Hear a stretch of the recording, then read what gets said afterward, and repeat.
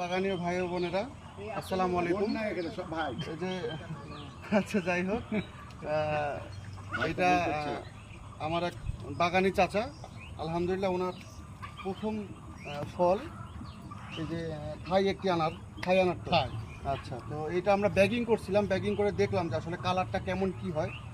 তো ব্যাগিং করলে আসলে একটু কালারটা একটু ফেড আসে, কিন্তু পোকামাকড়ের হাত থেকে কিন্তু বাঁচা যায় আর মানে কেউ যদি অর্গানিক ফল খাইতে চান তো তার একটু কালার কম হলেও সমস্যা নাই, কিন্তু অর্গানিক তো খাইতে পারছি।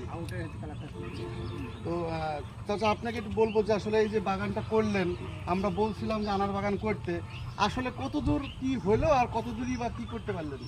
আমি অনেক আগে থেকে আসলে গাছের উপরে নেশা, প্রায় 15-20 বছর আগে থেকে আমার গাছের প্রতি নেশা আসক্ত। তো আগে তো আসলে আনার নামে এরকম ফল বাংলাদেশে হবে বিদেশি ফল, এটা আসলে আমার ধারণা ছিল না।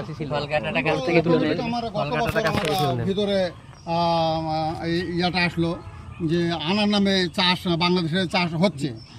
দুটা গাছ নিয়ে আমি গাছ লাগানোর পরে দেখি যে মাশাআল্লাহ খুবই সুন্দর ফুল ফল ভরে গেছে। তারপরে ভিতরে একটা আমার আগ্রহ সৃষ্টি হলো যে আস্তে আস্তে আমি তো দেখছি যে আনার করলে সফল হতে পারবো।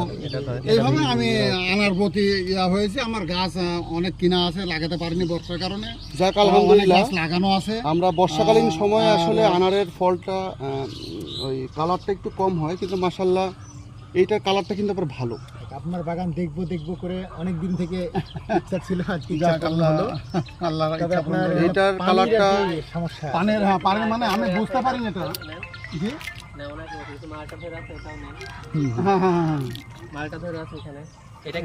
এটা ভিয়েতনামে 12 মাসি। আপনার পরিমাণ মিষ্টি গতবার ছিল, মানে আপনার কোনো কিরবিরে নাই, কোনো ইয়া নাই, ব্যাপক মিষ্টতা। তিন ফল জয়তুন আমার বাড়িতে আছে বড় এরকম তাই এখনো ফল আসেনি, কিন্তু এই গাছটা পানির কারণে মারা গেল।